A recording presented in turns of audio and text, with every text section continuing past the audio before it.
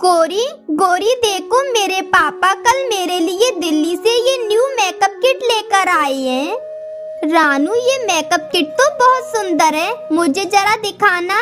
ऐसा तुम मेरे लिए मंगवा दोगी? गोरी जैसे ही रानू से उस मेकअप किट को अपने हाथ में लेती है कि उससे वो नीचे गिर जाती है, तब रानू कहती है, ये क्या गोरी, तुमने गिरा दी ना मेरी मेकअप किट। अरे ओ काली, जरा इधर तो आना, मेरी ये मेकअप किट मुझे उठा कर दो। हाँ हाँ रुको, मैं अभी देती हूँ। वो गुड़िया तो फिर उसकी मेकअप किट उसे उठाकर दे देती है। तब रानू उससे कहती है, थैंक यू। क्या तुझे भी चाहिए एक ऐसी मेकअप किट? अगर चाहिए तो बता दे, मैं तेरे लिए भी मंगवा दूंगी। नहीं नहीं, मुझे नहीं चाहिए। रानू, ये तो इससे क्या बोल रही है? अरे ये तो पहले से ही बहुत काली है, अगर ये मेकअप करेगी तो बहुत बुरी लगेगी और एकदम चुड़ैल की तरह बन जाएगी। लेकिन ये गोरी होने वाली नहीं है।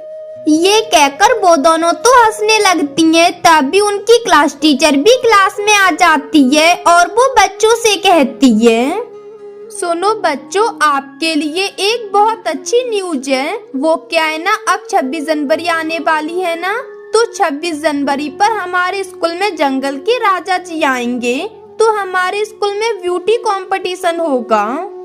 Wow, beauty competition! अरे फिर तो सबसे अच्छी मैं ही दिखूंगी। यार रानू, तू तो बहुत घमंडी है। अरे हम भी तो सुंदर दिख सकते हैं ना, फिर भी तू हर समय बस अपनी तारीफ करती रहती है।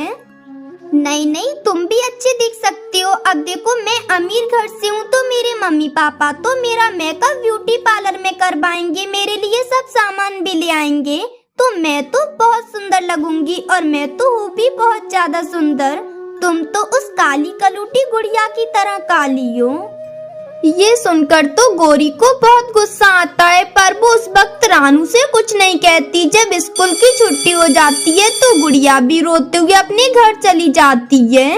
अगले दिन जब वो स्कूल आती है तो वो उस रास्ते से नहीं आती जिस रास्ते से वो हर रोज स्कूल आती थी। तभी वो रास्ते में एक पेड़ पर बैठती है और अपने आप से कहती है, मेरा तो स्कूल जाने का बिल्कुल भी मन नहीं हो रहा। सब बच्चे मेरा मजाक उड़ाते हैं। काश मैं गोरी होती तो मैं भी बहुत अच्छी दिखती। मेरा रंग इतना काला क्यों है? गुड़िया ऐसे कह रही थी, तभी उसे किसी की चिल्लाने की आवाज सुनाई देती है। गुड़िया उस आवाज की तरफ आती है और वहाँ आके कहती है, अरे आप कौन हो और आप इस बड़ी डाल के नीचे कैसे दब गईं? रुको, मैं अभी आपको इसके नीचे से निकालती हूँ। गुड़िया तो फिर उसे उस डाल के नीचे से निकालती है। तब वो उससे कहती है, तुम्हारा बहुत बहुत धन्यवाद बहादुर चिड़िया, जो तुमने ये डाल हटाकर मेरी जान बचाई। कोई बात नहीं, मेरी मम्मा कहती हैं कि जो भी मुसीबत में हो उसकी मदद करनी चाहिए, तो मैंने इसीलिए आपकी मदद की। पर आप इस डाल के नीचे दब कैसे गई थी? वो मैं यहाँ से गुजर कर जा रही थी। मैं एक जादुई परी हूँ ना, तो अचानक से रात के अंधेरे में ये पेड़ मुझे दिखा नहीं और ये मेरे ऊपर गिर गया, तब मैं इसके नीचे दब गई। क्या आप एक जादुई परी हो? तो फिर तो आप अपनी जादुई शक्तियों से इस डाल को अपने ऊपर से हटा सकती थी, लेकिन आपने ऐसा क्यों नहीं किया? क्योंकि मैं एक परी हूँ तो अपना जादू अपने ऊपर ही इस्तेमाल नहीं कर सकती हूँ। मैं अपने जादू से दूसरों की मदद करती हूँ। आपने मेरी मदद की है तो मैं भी तुम्हारी मदद करना चाहती हूँ। बताओ तुम्हें क्या चाहिए, मैं तुम्हें वो दे दूंगी। क्या आप सच में मुझे जादू से कुछ भी दे सकती हो? हाँ हाँ, क्यों नहीं। अगर मेरे बस में होगा मैं तुम्हें अपनी जादुई शक्तियों से वो दे सकती हूँ, तो अवश्य दूंगी। बोलो आपको क्या चाहिए? परी जी, मैं बहुत ही ज्यादा काली हूँ। सब बच्चे मुझे काली काली कहकर चिढ़ाते हैं, तो क्या आप मुझे सुंदर कर सकती हो? और वैसे भी 26 जनवरी पर मेरे स्कूल में ब्यूटी कंपटीशन है, तो मुझे भी अच्छा दिखना है। बस इतनी सी बात। अभी रुको, मैं अभी तुम्हें सुंदर कर देती हूँ। वो परी तो फिर अपनी जादुई छड़ी घुमाती है और उसे अपनी जादुई शक्तियों से सुंदर कर देती है। गुड़िया, अब तुम बहुत सुंदर दिख रही हो, लेकिन किसी को सच मत बताना। तुम ये ना बताना कि तुम सच में सुंदर हो गई हो, तुम सबसे यही कहना कि तुमने मेकअप किया है।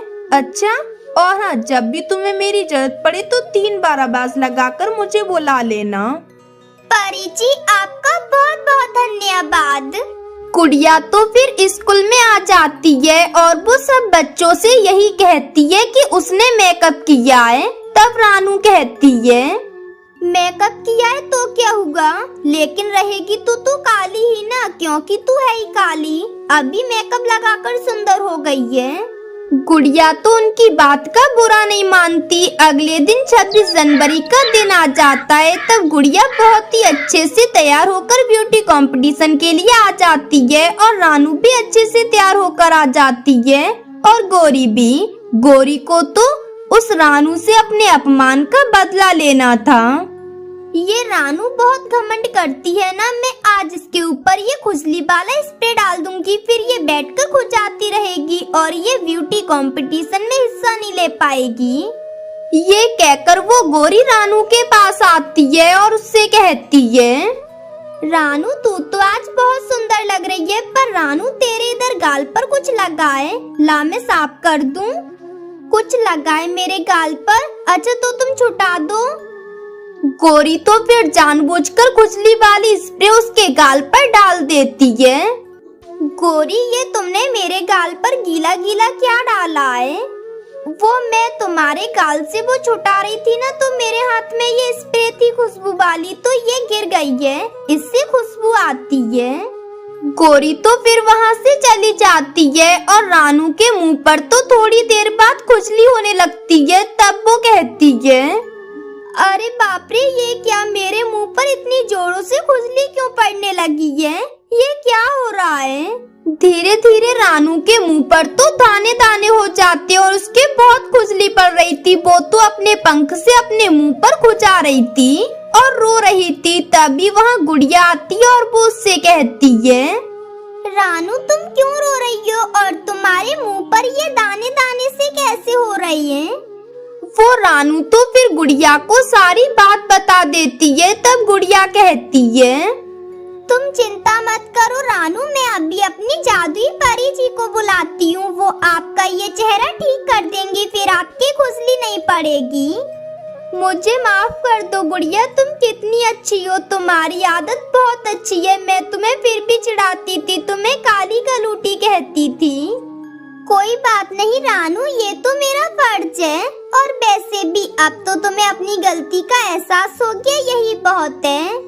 गुड़िया तो फिर वहाँ पर परी को बुलाती है। परी आ जाती है और वो गुड़िया से कहती है, गुड़िया, रानू ने तो हमेशा तुमसे नफरत की है, तुम्हारा मजाक उड़ाया है और तुम इसी की मदद करवाना चाहती हो मुझसे, लेकिन एक शर्त पे, अगर मैं इसके मुंह को ठीक कर दूंगी तो फिर तुम्हें फिर से काला होना पड़ेगा। कोई बात नहीं, मैं फिर से काली हो जाऊंगी, पर आप मेरी दोस्त का ये चेहरा ठीक कर दो, नहीं तो फिर ब्यूटी कंपटीशन में वो हार जाएगी। क्या ये सचमुच गोरी हो गई है? इसका मतलब इसने मेकअप नहीं किया। मैंने गुड़िया का कितना मजाक उड़ाया, फिर भी ये मेरी मदद कर रही है। परी जी, आप मुझे ऐसा ही रहने दो, आप गुड़िया को फिर से काला मत करो। नहीं नहीं, मैं ऐसा कुछ नहीं करूंगी, मैं तो बस गुड़िया की परीक्षा ले रही थी और तुम्हें सीख दे रही थी कि तुम फिर कभी किसी के साथ ऐसा ना करो। सच में गुड़िया, तुम बहुत अच्छी हो, तुम्हारे मम्मी पापा ने तुम्हें बहुत अच्छे संस्कार दिए हैं। मैं तुम्हारे कहने पर रानू के चेहरे को ठीक कर देती हूँ। वो परी फिर अपनी जादुई शक्तियों से उसे ठीक कर देती है और वहाँ से चली जाती है। वो दोनों फिर ब्यूटी कंपटीशन के लिए स्टेज पर आ जाती हैं। सभी को वो दोनों बहुत ही ज्यादा पसंद आती हैं, इसलिए उन दोनों को ट्रॉफी मिलती है। फर्स्ट ट्रॉफी रानू को मिलती है और सेकंड गुड़िया को। इस तरह वो दोनों अच्छी दोस्त बन जाती हैं और खुशी खुशी रहने लगती हैं। डरो मत गुड़िया, मैं एक परी हूँ और मैं तुम्हारी मदद करने के लिए आई हूँ। मैं एक अच्छी परी हूँ। मुझे पता है गुड़िया कि तुम बहुत ज्यादा दुखी हो, इसीलिए तो मैं तुम्हारी मदद करने आई हूँ। जंगल के सभी छोटे पक्षी मुझे गरीब गरीब कहकर तंग करते हैं और मुझे कभी अपने साथ नहीं खिलाते, मैं इसीलिए दुखी हूँ। गुड़िया बेटी, तुम क्यों जिद करती हो बाहर खेलने जाने की? तुम मेरे साथ घर में ही खेल लिया करो। तुम्हें क्या जरूरत है बाहर जाने की? नहीं मम्मा, मैं आपके साथ नहीं खेल सकती। मुझे छोटे बच्चों के साथ खेलना अच्छा लगता है। मैं नदी पर जाऊंगी और छोटे पक्षियों के साथ खेलूंगी। गुड़िया बेटी, तुम मेरी बात मानो। बेटी, तुम्हारे पापा नहीं है, हम बहुत गरीब हैं और गरीब बच्चों के साथ कोई नहीं खेलता है। वो गुड़िया तो अपनी मम्मा की बात नहीं सुनती है और घर से निकल जाती है। वो गुड़िया अभी छोटी थी, ज्यादा समझदार नहीं थी, इसलिए वो बच्चों के साथ नदी पर खेलने चली जाती है और वहाँ पहुँचकर उनसे कहती है, जग्गू जग्गू और मानू, मैं भी तुम्हारे साथ खेलने आई हूँ। ये कहकर गुड़िया उसकी बॉल से खेलती और उसकी तरफ फेंकती है। तुमने मेरी बॉल को हाथ कैसे लगाया? गरीब चिड़िया की बेटी, चल भाग यहाँ से। जग्गू देखो, इतनी ठंड में इस गुड़िया के सर पर तो टोपा भी नहीं है। वो गुड़िया तो ये सुनकर उदास होकर वहाँ से चली जाती है। थोड़ी दूर पेड़ पर बैठा मिट्टू खेल रहा था अपने टेडी बियर से। तब रानू की बेटी गुड़िया उसके पास आकर कहती है, मिट्टू मिट्टू, मैं तुम्हारे साथ खेलने आई हूँ। मैं जग्गू और मानू के पास भी खेलने गई थी, पर उन्होंने मुझे भगा दिया। नहीं नहीं गुड़िया, मैं तुम्हारे साथ नहीं खेल सकता और न ही अपने साथ खिला सकता, क्योंकि मेरी मम्मा ने मना किया है तुम्हारे साथ खेलने से। वो मिट्टू तो वहाँ से चला जाता है और गुड़िया तो वहीं बैठी रह जाती है और वो तो रोने लगती है और कहती है, पापा पापा, आप मुझे छोड़कर क्यों चले गए? पापा, अगर आज आप होते तो आप भी मेरे लिए खिलौने लाते, फिर मैं भी दूसरे पक्षियों के बच्चों के साथ खेलती। पापा, इसमें मेरा क्या दोष है? क्या मैं दूसरे पक्षियों के बच्चों की तरह नहीं हूँ? वो गुड़िया तो बैठी ऐसे रो रही थी, तभी उसके सामने एक रोशनी होती है और वहाँ एक सुंदर सी परी आ जाती है, जिसे देखकर तो गुड़िया डर जाती है। तब वो परी उससे कहती है, डरो मत गुड़िया, मैं एक परी हूँ और मैं तुम्हारी मदद करने के लिए आई हूँ। मैं एक अच्छी परी हूँ। मुझे पता है गुड़िया कि तुम बहुत ज्यादा दुखी हो, इसीलिए तो मैं तुम्हारी मदद करने आई हूँ। जंगल के सभी छोटे पक्षी मुझे गरीब गरीब कहकर तंग करते हैं और मुझे कभी अपने साथ नहीं खिलाते। मैं इसीलिए दुखी हूँ। गुड़िया, तुम आज के बाद गरीब नहीं रहोगी और तुम जो मांगोगी तुम्हें वो मिलेगा और तुम गरीब नहीं रहोगी। फिर वो परी अपनी छड़ी घुमाती है, तभी गुड़िया के सर पर एक लाल रंग की सुंदर सी कैप आ जाती है, जिसे देखकर तो गुड़िया खुश हो जाती है और वो कहती है, गुड़िया, ये मैंने तुम्हारे सर पर जो टोपी लगाई है ये अब तुम्हारी है। तुम अब अपने घर जा सकती हो, इसे साथ भी ले जा सकती हो। और ये कोई ऐसी वैसी टोपी नहीं है, ये एक जादुई टोपी है। तुम इससे जो मांगोगी तुम्हें वो मिलेगा और अब तुम्हें कोई तंग भी नहीं करेगा। अगर कोई तंग करेगा तो मैं उसे तंग करूंगी। मैं अब हमेशा तुम्हारे साथ रहूंगी। गुड़िया तो फिर खुशी खुशी अपने घर आ जाती है। तब उसकी मम्मा रानू उससे कहती है, गुड़िया बेटी, ये टोपी आपने कहाँ से ली है? ये कहाँ से आई आपके पास? मम्मा मम्मा, ये टोपी तो मुझे मेरी दोस्त ने दी है। मम्मा, ये टोपी सुंदर है ना? देखो गुड़िया बेटी, तुम मुझसे झूठ मत बोलो कि ये टोपी तुम्हें तुम्हारी दोस्त ने दी है। अरे तुम्हारा तो कोई दोस्त नहीं है, फिर तुम ऐसा क्यों बोल रही हो? जरूर तुमने ये टोपी किसी की चुराई होगी। मम्मा, मैं ऐसी टोपी तो आपको भी दे सकती हूँ। दोस्त मेरी दोस्त, ऐसी टोपी मेरी मम्मा को भी दो।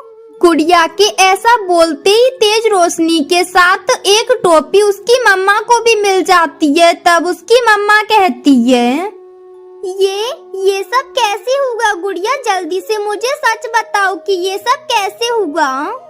मम्मा मम्मा, मेरी एक ऐसी दोस्त बन गई है जो मुझे सब देगी, बस वो किसी को दिखाई नहीं देगी। मैं उससे जो मांगूंगी वो मुझे वो देगी।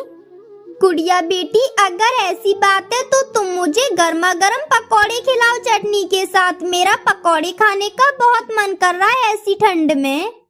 मम्मा, अगर ऐसी बात है तो मैं अभी आपके लिए पकौड़े मंगवाती हूँ। ये तो बहुत छोटी चीज है। दोस्त मेरी मम्मा को गर्मा गर्म पकौड़े दो और मुझे एक बड़ा बर्गर। गुड़िया तो ये कहकर उस परी को देख रही थी, लेकिन मम्मा चिड़िया को तो वो परी दिखाई नहीं दे रही थी। तब वो परी अपनी जादुई शक्तियों से उन्हें पकौड़े और गुड़िया को बर्गर दे देती है। उसकी माँ तो ये देखकर हैरान हो जाती है और फिर उसे यकीन हो जाता है कि सच में गुड़िया की कोई अच्छी दोस्त है। फिर उसके बाद वो दोनों पकौड़े और बर्गर खाती हैं।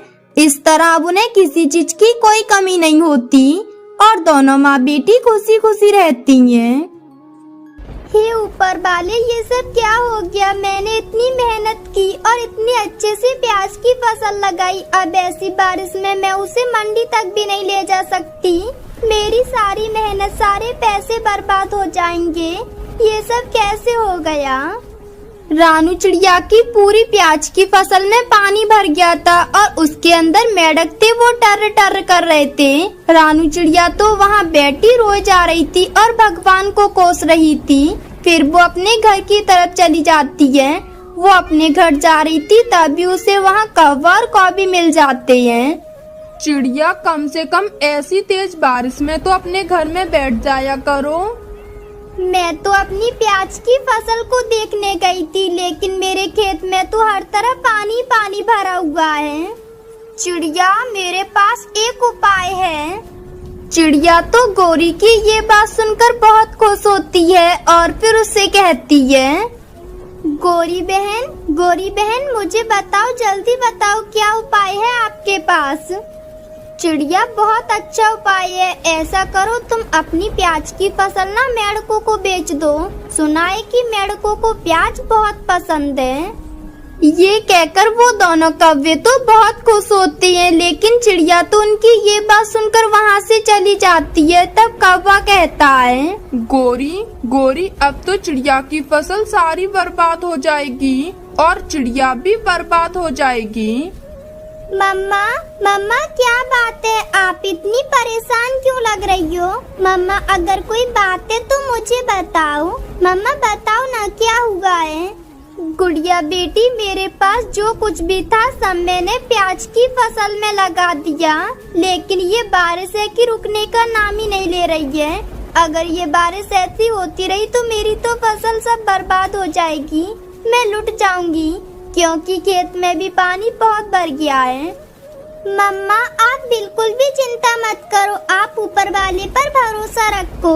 हमें हमारी मेहनत का फल जरूर मिलेगा। ऊपर वाला जरूर कोई ना कोई राह निकालेगा।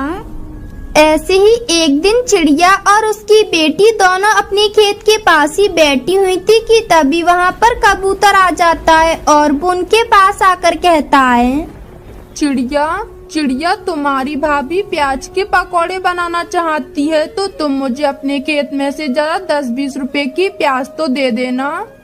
हाँ, क्यों नहीं कबूतर भैया, आपको जितनी प्याज चाहिए आप ले जाओ। वैसे भी तो मेरी प्याज इस भरे हुए पानी में गल सड़ रही है। इससे अच्छा थोड़ी बहुत तो चली जाएगी, बिक जाएगी। चिड़िया बहन, तुम्हारा बहुत बहुत धन्यवाद जो तुमने मुझे प्याज देने के लिए हाँ कर दिया। नहीं तो आज मेरी पत्नी मुझे बहुत सुनाती अगर नहीं लेकर जाता तो। ये कहकर कबूतर प्याज लेकर वहाँ से चला जाता है। गुड़िया तो कुछ सोच रही थी और फिर वो अपनी मम्मा से कहती है, मम्मा, बारिश के मौसम में तो प्याज के पकौड़े खाना तो सभी पसंद करती हैं। तो मम्मा, क्यों ना हम भी बाजार में प्याज के पकौड़े बेचना शुरू कर दें। मम्मा, ऐसे हमारे पकौड़े खूब बिकेंगे और हमारा मुनाफा भी अच्छा होगा और ऐसे हमारी प्याज भी खराब नहीं हो पाएगी। रानू चिड़िया को अपनी बेटी की ये बात अच्छी लगती है। तब वो कहती है, वाह गुड़िया बेटी, तुमने तो क्या अच्छी बात कही है, लेकिन ये आइडिया पहले मेरे दिमाग में क्यों नहीं आया। मम्मा, मैं बताऊं, आपके आपके दिमाग में ये सब क्यों नहीं आया? क्योंकि आप तो पहले ही बहुत परेशान हो और यही सोच रही हो कि अब मेरी प्याज की फसल खराब हो जाएगी, मेरी सारी मेहनत बर्बाद चली जाएगी। तो आपका दिमाग ज्यादा तेज नहीं चल रहा है, मेरा तो बहुत तेज चल रहा है। हाँ गुड़िया बेटी, तूने एकदम सही कहा है। गुड़िया बेटी, तुझे पता है तेरी नानी भी प्याज के पकौड़े बहुत स्वादिष्ट बनाया करती थी। मुझे भी उनकी रेसिपी अच्छे से पता है। तो फिर हम कल से प्याज के पकौड़े बेचना शुरू कर देते हैं। ये कहकर वो दोनों माँ बेटी अगले दिन से ही प्याज के पकौड़ों का ठेला लगा लेती हैं और प्याज के पकौड़े बेचने लगती हैं। उन दोनों ने अपने घर पर ही सारी तैयारी कर ली थी, ठेले पर रखकर बेचना शुरू करती हैं। तब गुड़िया कहती है, मम्मा मैं ये छाता पकड़कर बैठी हूँ, आप अपने पकौड़े बेचो, आवाज लगाओ। पकौड़े खाओ, आओ आओ बच्चियों, गर्मा गर्म पकौड़े खाओ, स्वादिष्ट मजे के पकौड़े खाओ। रानू चिड़िया के प्याज की पकौड़ों की खुशबू तो दूर दूर तक जा रही थी। तब तोता तो खुशबू के साथ साथ ही वहाँ आ जाता है और कहता है, वाओ प्याज के पकौड़े, ये तो बहुत स्वादिष्ट होंगे। चिड़िया मुझे भी जरा एक प्लेट तो दो। ये प्याज के पकौड़े तो बहुत स्वादिष्ट हैं, आप अपने पंख चाटते रह जाओगे। चिड़िया तोते को पकौड़े खाने के लिए देती है। तोता पकौड़े खाने लगता है और खाने के बाद कहता है, चिड़िया चिड़िया सच में तुम्हारे ये प्याज के पकौड़े तो बहुत स्वादिष्ट हैं। मेरा पेट भर गया पर मन नहीं भरा है। इतने अच्छे हैं कि मन कर रहा है सारी खा जाऊं। मैंने कहा था ना तोते भैया आपसे कि मेरे पकौड़े बहुत स्वादिष्ट हैं और ऐसे पकौड़े आपने पहले कभी नहीं खाए होंगे। पक्षियों सब सुनो, चिड़िया के प्याज के पकौड़े बहुत स्वादिष्ट हैं। आओ आओ जल्दी आओ और चिड़िया के स्वादिष्ट प्याज के पकौड़े खाओ। वो तोता तो ऐसे पूरे जंगल में शोर मचा देता है। तभी उसकी आवाज सुनकर वहाँ बहुत सारे पक्षी आते हैं और सभी चिड़िया के पकौड़ों को खाते हैं। उन्हें तो पकौड़े बहुत पसंद आते हैं। चिड़िया के सारे पकौड़े कुछ ही देर में बिक जाते हैं और उनकी कमाई भी अच्छी हो जाती है। इस तरह रानू अपनी प्याज की फसल का इस्तेमाल भी अच्छे से करती है। एक दिन जब वो पकौड़े बेच रही थी तब उसके पास गोरी कौवी आती है और वो कहती है, चिड़िया मान गई मैं तुम्हारी बुद्धि को। तुमने तो अपनी प्याज की फसल भी खराब होने से बचा ली और मुनाफा भी कमा लिया। गोरी बहन, अब मेरी प्याज मेढक नहीं बल्कि पक्षी ही खाएंगे। ये सुनकर तो गोरी कौवी शर्मिंदा हो जाती है। तब गुड़िया कहती है, गोरी आंटी आप हमारे ठेले से एक प्लेट ले जाओ पकौड़ों की। अगर आपके पास पैसे नहीं है तो कोई बात नहीं, आप पैसे फिर दे देना। आप भी हमारे पकौड़े खाकर देखना, बड़े स्वादिष्ट हैं। गोरी तो ये सुनकर बहुत शर्मिंदा होती है पर पकौड़ों की खुशबू से उससे रहा नहीं जाता और वो पकौड़े लेकर वहाँ से चली जाती है। तब चिड़िया अपनी बेटी से कहती है, सच में गुड़िया बेटी ये सब तेरी वजह से हुआ है। अगर तू मुझे आइडिया ना देती तो हमारी प्याज की फसल बर्बाद हो जाती। अब देख हमने अपनी प्याज भी बेच ली और मुनाफा भी कमा लिया। मम्मा मैं आपकी बेटी हूँ तो आपके जैसा ही तो सोचूंगी, और वैसे भी ये तो हमारी मेहनत का फल हमें मिला है। इस तरह वो दोनों माँ बेटी अपने प्याज के पकौड़े बेचती हैं और खुशी खुशी रहती हैं। चिड़िया बेटी मुझे बहुत भूख लगी है, तो तू ये क्या अपने जामुन मुझे खाने के लिए दे सकती है? हाँ क्यों नहीं, अगर आपको भूख लगी है तो आप ये जामुन खा लो। वैसे भी मैं इन्हें अपने घर लेकर जा रही थी। चिड़िया बेटी तूने मुझ भूखी का पेट भरा है, इसलिए मैं तुझे ये जादुई जामुन के बीज देती हूँ। तू इन्हें अपने खेत में बो दियो। मम्मा अगर आज हमारे पापा जिंदा होते तो हम कितनी अच्छी जिंदगी गुजार रहे होते। हम भी सब पक्षियों की तरह बहुत अमीर होते। हाँ गुड़िया बेटी, अच्छा तो बहुत होता और हम अमीर भी बहुत होते। लेकिन बेटी अभी भी हमारा गुजारा अच्छा हो रहा है ना, तो तुम चिंता मत किया करो। चलो अब मैं सेठ जी के खेत में काम करने जा रही हूँ। फिर रानू चिड़िया तोते सेठ के खेत में काम करने आती है। उसी खेत में कालू कौवा भी काम करता था। कालू कौवा रानू चिड़िया से बहुत जलता था। वो अपने मन में सोचता है, इस रानू चिड़िया के तो मजे ही मजे हैं। इसका पति क्या मर गया? तोते सेठ तो इसे बेचारी समझकर रोजाना मुफ्त में जामुन देते रहते हैं, लेकिन मैं ऐसा होने नहीं दूंगा। मुझे ये सब बिल्कुल भी अच्छा नहीं लगता है। अब मैं इसे यहाँ से काम से निकलवा कर ही रहूंगा। रानू चिड़िया आ गई तुम, और वो भी इतनी देर में। देखो कालू भैया, तुम्हें तो पता है ना कि मेरी बेटी कितनी छोटी है, इसलिए मुझे रोजाना आने में थोड़ी देर तो हो ही जाती है। रानू तुम मुझे मत उल्लू बनाया करो। तुम तोते सेठ को उल्लू बना पाओगी, मुझे नहीं। मैं कालू हूँ कालू। तुम उन्हें बेवकूफ बनाती रहती हो। तुम मुझे पता है क्यों लेट आती हो, ताकि तुम्हें काम कम करना पड़े। कालू अभी तो मैं ठीक से आ भी नहीं पाई हूँ और तुमने मुझसे लड़ाई करना शुरू कर दी। अरे अरे रानू और कालू, क्या हुआ? तुम दोनों बिना वजह क्यों लड़ रहे हो? तोते सेठ, ये कालू कौवा रोजाना ही मुझसे लड़ने आ जाता है। ना जाने इसे लड़ने में क्या मिलता है। नहीं नहीं तोते सेठ, ये रानू झूठ कह रही है। तुम चुप रहो कालू कौवा। आवाजें तो मुझे सिर्फ तुम्हारी आ रही थी। आइंदा मैं तुम्हें रानू चिड़िया के पास बैठा ना देख लूं, वरना मुझसे बुरा कोई नहीं होगा। ये कहकर तोता सेठ वहाँ से चला जाता है। तब कालू कौवा अपने मन ही मन सोचता है, हो जाओ खुश रानू चिड़िया, कितना खुश होगी तुम। अगर मैंने भी तुम्हें इस नौकरी से ना निकलवा दिया तो मेरा नाम भी कालू कौवा नहीं। फिर अगले दिन कालू कौवा बहुत सारे जामुन तोड़कर रानू चिड़िया के पीछे डाल देता है और तुरंत ही तोते सेठ के पास आ जाता है। तोते सेठ, आप जल्दी चलो मेरे साथ। रानू चिड़िया आपके बहुत सारे जामुन चुरा कर ले जा रही है। देखो कालू कौवे, तुम झूठ मत बोलो। रानू चिड़िया ऐसा कर ही नहीं सकती। तोते सेठ, आप चलो मेरे साथ, मैं आपको अभी दिखाता हूँ। मैंने खुद अपनी आंखों से देखा है। फिर उसके बाद तोते सेठ कालू कौवे के साथ खेत पर आते हैं तो रानू चिड़िया के पास तो काफी सारे जामुन पड़े होते हैं। रानू चिड़िया, ये सब क्या है? अरे तुम मेरे खेत में आकर चोरियां करती हो। अगर तुम्हें जामुन चाहिए थे तो तुम मुझसे मांग लेती, लेकिन ऐसे चोरी करने की क्या जरूरत थी? तोते सेठ, मैंने कोई चोरी नहीं की और मुझे नहीं पता कि इतने सारे जामुन ये यहाँ कहाँ से आए हैं। तोते सेठ, ये रानू चिड़िया चोर है, आप इसे अपने काम से निकाल दो। रानू चिड़िया, कल से तुम मेरे यहाँ काम पर मत आना और इन जामुनों को भी तुम ही रख लो। आज की पगार समझकर ले जाओ इन्हें अपने घर। रानू चिड़िया जामुन लेकर घर जाने लगती है। वो अपने घर जा रही थी कि तभी रास्ते में उसे एक बूढ़ी चिड़िया मिलती है।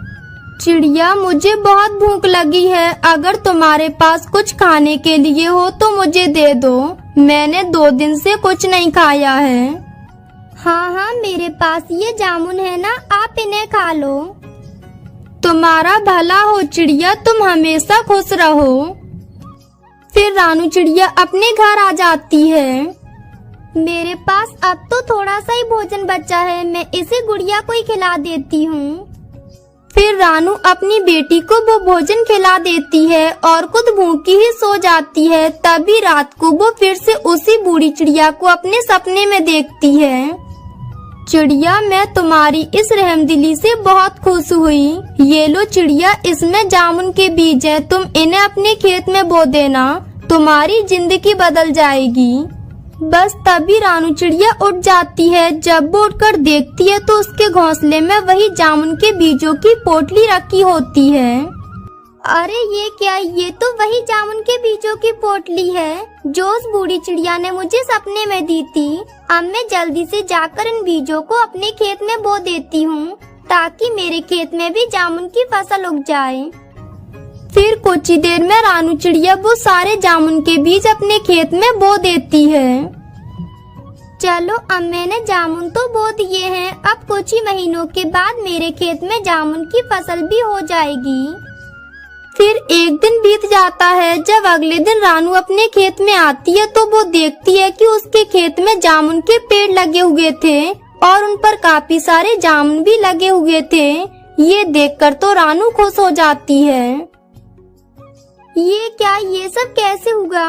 एक ही दिन में जामुन के पेड़ बड़े हो गए और उन पर जामुन भी लग गए। ये तो नामुमकिन है। लेकिन जो भी हो, अब मैं अपने जामुन बेचना शुरू कर दूंगी। फिर इस तरह से रानू चिड़िया गरीब बच्चियों को अपने जामुन कम दामों में बेचने लगती है। इस तरह उसके जामुन खूब बिकते हैं। ऐसे ही धीरे धीरे कुछ दिन बीत जाते हैं और अब तो रानू चिड़िया एक जामुन के खेत की मालकिन बन जाती है। जब इस बात का पता कालू कौवे को चलता है तो वो तो रानू चिड़िया की सफलता देखकर जलने लगता है। मुझे समझ नहीं आ रहा है आखिर इस रानू चिड़िया को ऐसा कौन सा बड़ा खजाना मिल गया है जिससे ये एक जामुन के खेत की मालकिन बन गई है। मैंने तो किसी तरह इसे वहाँ से काम से निकलवाया था। वैसे कालू जी, आपने तोते सेठ के खेत से जामुन चुराकर जामुन की फसल लगाई थी, वो तो बड़ी नहीं रही है और न ही वहाँ पर एक भी पेड़ उगा है। अगर वो बढ़ जाती और जामुन लग जाते तो हम भी अमीर हो जाते। गोरी, तुम एक बार जाओ उस रानू चिड़िया के पास और पता लगा कर आओ कि रानू चिड़िया को ऐसा कौन सा खजाना मिल गया है जिससे रानू चिड़िया इतनी अमीर हो गई है और हम गरीब के गरीब ही रह गए हैं। फिर गोरी कौवा तुरंत ही रानू चिड़िया के पास आती है और कालू कौवा भी एक पेड़ के पास छिपकर उन दोनों को देख रहा होता है। तब गोरी कौवा रानू के पास आकर कहती है, रानू चिड़िया, सच बताऊं तो मुझे बहुत खुशी हुई तुम्हारी ये सफलता देखकर। वैसे रानू, मुझे सच बताओ कि ऐसा आखिर क्या हुआ जिससे तुम इतनी जल्दी इतनी ज्यादा अमीर हो गई? क्या राज है इसके पीछे? गोरी बहन, मैं आपको क्या बताऊं, जब तोते सेठ ने मुझे काम से निकाल दिया था तो मैं अपने घर जा रही थी। तभी रास्ते में मुझे एक बूढ़ी चिड़िया मिली। वो बूढ़ी चिड़िया बहुत भूखी थी और तब मैंने उसे वो जामुन खाने के लिए दिए तो उसने मुझे आशीर्वाद दिया कि मैं हमेशा खुश रहूं।